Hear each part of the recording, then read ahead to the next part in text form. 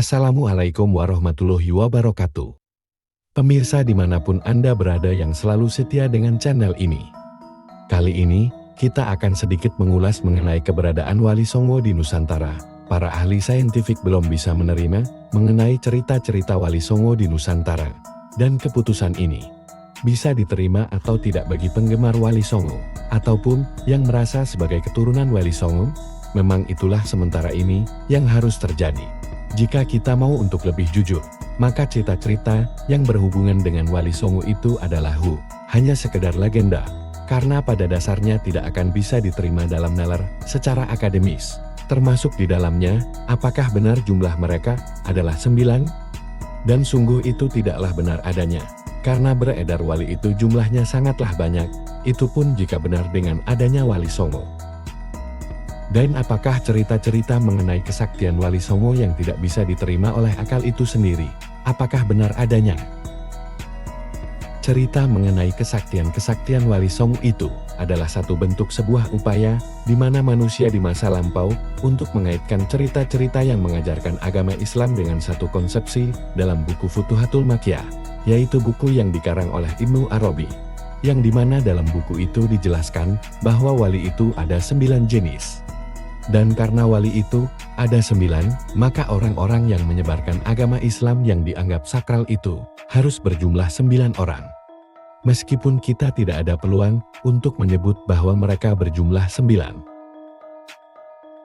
Dan adapun cerita-cerita yang mengenai kekhalifahan Turki ataupun Kesultanan Turki yang pernah menyebar satu Dewan Mubaligh Islam, yang diantaranya terdiri dari 9 orang itu, yang diperkirakan telah menyebar ke seluruh dunia, dan sebagainya. Dan salah satu di antaranya, yang disebut di atas, adalah Maulana Malik Ibrahim, yang kemudian membuat satu organisasi, yang bernama Wali Songo di Indonesia. Itu adalah suatu cerita yang tidak benar adanya. Dan cerita tersebut biasanya disebutkan dalam referensinya sebagai karya Ibnu Battuta yang berjudul Kanzul Hum. Dan kitab tersebut tidak dapat diterima karena kitab tersebut tidak memiliki nilai histeris apapun, namun mengenai Ibnu Battuta itu sendiri memang nyata dan benar adanya. Namun Ibnu Battuta tidak pernah menuliskan ataupun membuat buku yang semacam itu, dan di dalamnya yang termasuk mengenai perjalanan-perjalanan para Sunan Wali Songo yang sangat spiritual dengan kemampuan-kemampuan yang sangat ajaib yang sekiranya di luar nalar manusia.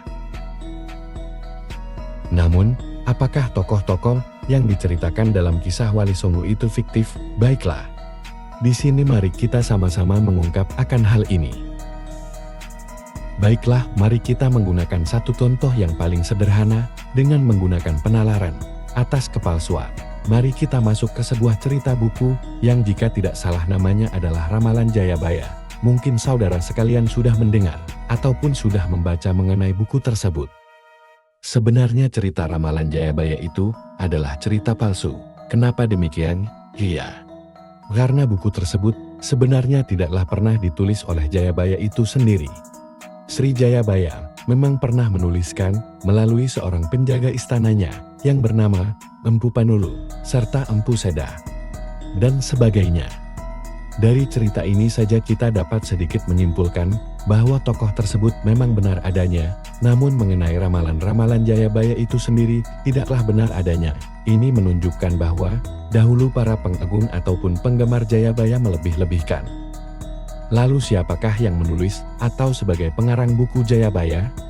Para ilmuwan akhirnya mengidentifikasi dan akhirnya mengetahui bahwa kitab Ramalan Jayabaya itu sebenarnya adalah kitab asal karya Sunan Giri Lapen atau Sunan Giri ketiga yang berusaha mengajarkan moral kepada masyarakat di masa itu.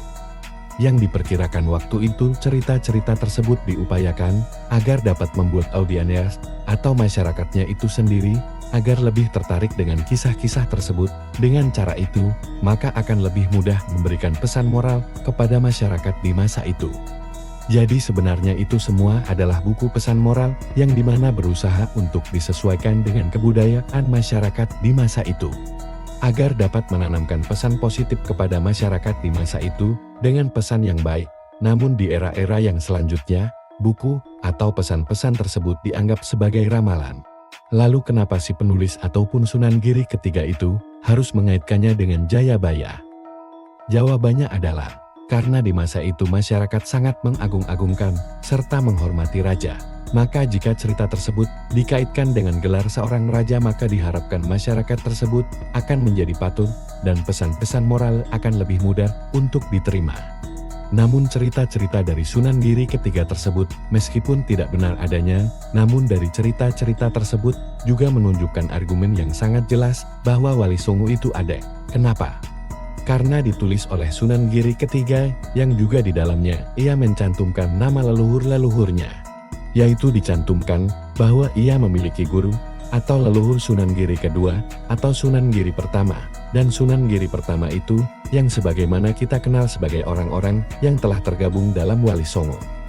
Jadi Wali Songo itu memang benar adanya dan mereka bukanlah tokoh fiktif. Dan mengenai bagaimana ia diceritakan dengan sesuatu yang berlebihan, itu adalah hal yang sangat lain. Namun yang jelas Wali Songo itu memang benar ada. Kenapa? Karena Sunan Giri ketiga itu adalah tokoh sejarah yang memiliki kitab, serta memiliki catatan-catatan, juga dicatat, dan juga diakui.